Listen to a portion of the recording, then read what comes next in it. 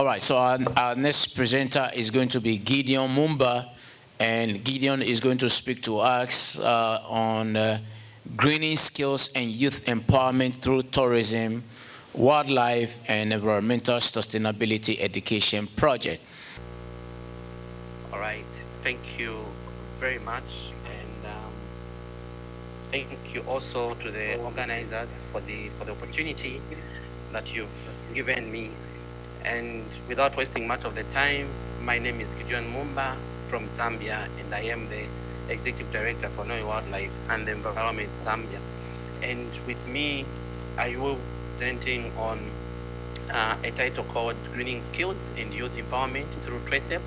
And TRACEP, basically, that's Tourism, Wildlife, Environmental Sustainability Education Project.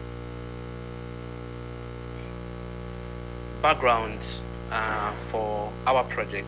Basically, this project emanated from the realization that there is limited integration of environmental education in Zambia, especially in early education system, and also there is high level of youth unemployment and lack of green skills within the confines of our country, Zambia.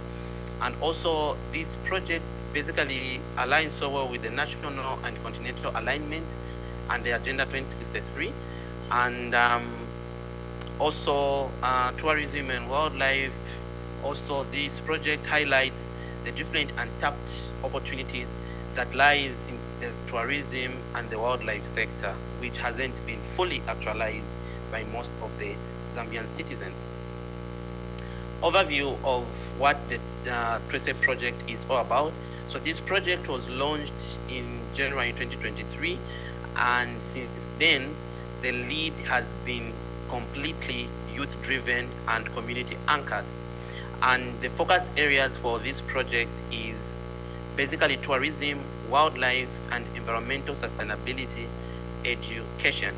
And the model of approach is we integrate theory accompanied by practice, and also ensure that we develop leaders in the green with green skills in the sector of conservation.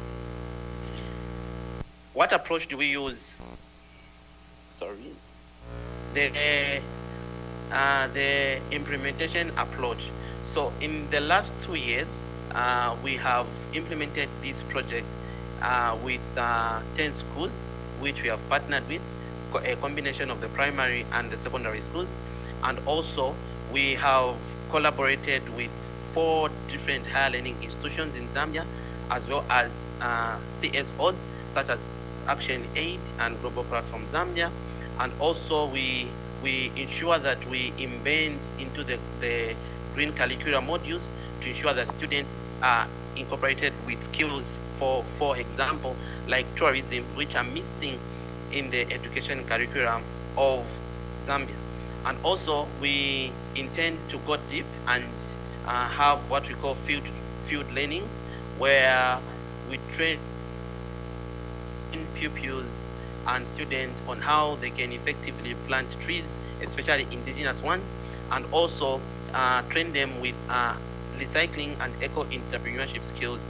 Just last month, we're having a training on the types of plastics that they can recycle, just understanding the grades and how they can go about the recycling process, to the point of even having fields to visit different recycling plants. And also, the project also provides mentorship and training to environmental educators, capacity building, and youth leadership.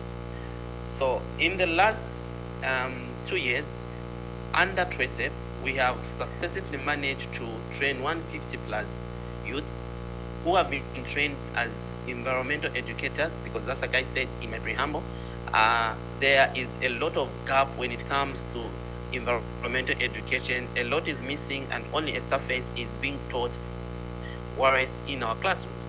And also, we have managed to reach out to 1,000 plus pupils and community members, and this has been successful through our partnership with Action Aid and Global Platform Zambia, where we train different students from various institutions and reach out to at least 100 every month. And basically, the activities that are conducted during our capacity buildings are basically, like I said, recycling trainings, cleanups, and biodiversity talks. And the leadership modules that are used as we implement the TRACEP are the modules that incorporate civic engagement, policy awareness, such as the such as the Zambia Wildlife Act of 2015, to mention but a few, and also how they can effectively communicate their ideas, their strategies, and their project to their peers, even as they graduate from their different institutions. And what are the measurable impact that we have managed to achieve through our project? Number one, our 2 years of TRACEP implementation looks like this. We have successfully managed to reach out to 2 provinces within the country, Zambia, namely Lusaka and Copperbelt. And also we have successfully reached out and implement this project in 3 districts, namely Lusaka, Kitwe, and Chongwe. And since 2024 to date, we have managed to have 15 successful capacity building masterclass sessions, like I said, which are held every month through the partnership with Global Platform and Action Aid. And also 4 tertiary institutions and over 150 students have been trained as community educators. And just here on my left, that is the certificate that we got from the African Tourism Partners last year, and we scooped 4th place out of 52 countries in Africa under the Championing Sustainability category.